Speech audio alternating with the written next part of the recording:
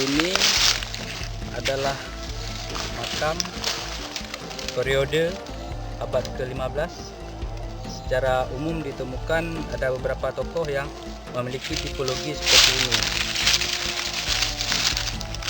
ini. Tersebar di pedalaman dan di kawasan pesisir. Tapi kebanyakan ini berada dengan tipologi makam seperti ini yang pada posisi aslinya sebelum ini sudah rusak. Karena mungkin diperkirakan karena hempasan benda tajam, jadi diperkirakan bentuknya ini ukuran batunya sedang, tidak terlalu besar, dengan ketinggian pun tidak terlalu tinggi. Jadi di epitaf di sini disebutkan, ini ada bagian epitaf bagian selatan nisan. Di sini ditulis Syekh. Ini sangat jelas tulisan Syekh. Untuk sementara identifikasi nama Ahmad Imad ataupun Ahmad Tuan.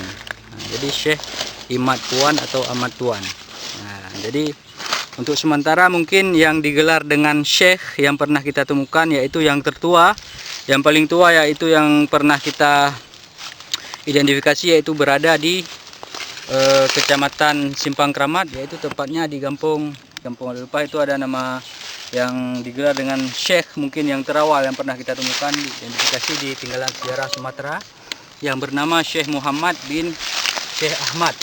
Jadi itu meninggal pada tahun 709 Hijriah ya. Jadi yang kedua itu ada namanya Syekh Zainal Abidin Razikra yang pada makam di Kutakrung itu pada permulaan abad ke-15 Masehi.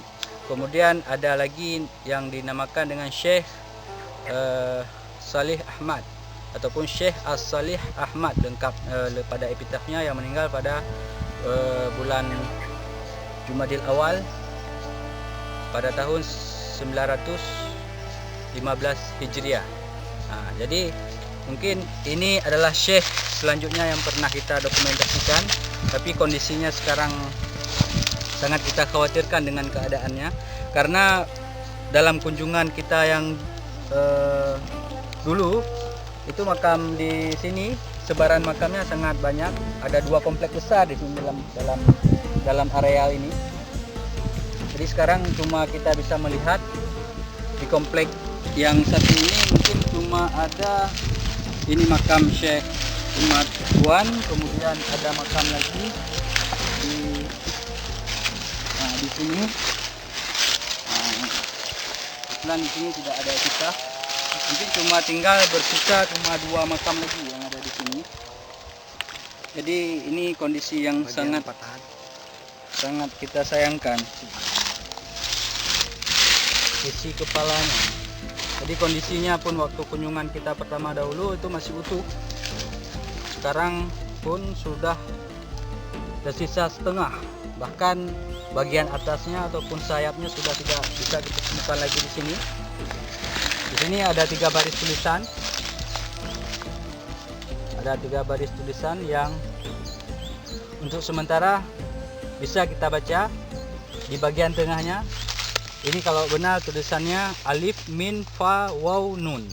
Jadi kalau diterjemahkan secara sederhana mungkin ini bacaannya ampun. Ya, ampun. Nah, jadi apakah ini yang kemudian terkenal dengan istilah ampun? Nah, kita belum bisa memutuskan ataupun bisa mempertanggungjawabkan dengan aksara tersebut, tapi ini tulisan dengan sangat jelas dan sangat penting, ini bisa kita selamatkan. Jadi mungkin demikian untuk kunjungan pada bulan Februari 2019 ini, dan ini merupakan kunjungan ataupun ekspedisi tinjauan ulang terhadap komplek-komplek tinggalan sejarah yang pernah kita dokumentasikan pada dekade mungkin 2010 sampai 2015 terakhir. Ini mungkin kunjungan kelima dalam tahun 2019.